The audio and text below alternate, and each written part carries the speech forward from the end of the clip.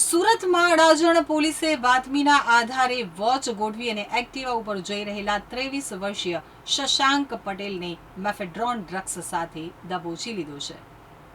અડાજણ પોલીસને ચોક્કસ બાતમી મળી હતી કે શાંતિકુંજ ગાર્ડન પાસે એક શખ્સ એક્ટિવા ઉપર ડ્રગ્સનું વેચાણ કરવા માટે પસાર થવાનો છે. આ બાતમીના આધારે પોલીસે વ્યૂહાત્મક રીતે કોર્ડન ગોઠવ્યું અને ત્યારે એક્ટિવા સાથે પસાર થઈ રહેલા શશાંક પટેલને પોલીસે અટકાવ્યો હતો. તેની અંગ ઝડપી લેતા તેની પાસેથી 2.45 ગ્રામ મેફેડ્રોન ડ્રગ્સ મળી આવ્યું હતું. પોલીસ તપાસમાં બહાર આવ્યું કે પકડાયેલા આરોપી શશાંક ચંદ્રવદન પટેલ રીઢો ગુનેગાર છે. તેની સામે અગાઉ રાંદેર પોલીસ સ્ટેશનમાં હત્યાનો ગુનો નોંધાઈ ચૂક્યો છે. આ ઉપરાંત અડાજણ અને પાલ પોલીસ સ્ટેશનમાં મારામારી તથા જીપી એક્ટ હેઠળના ગુનાઓ દાખલ થયેલા છે. તે સુરત ગ્રામ્યના કડોદરા પોલીસ સ્ટેશનમાં પ્રોહિબિશનના ગુનામાં પણ વોન્ટેડ હતો.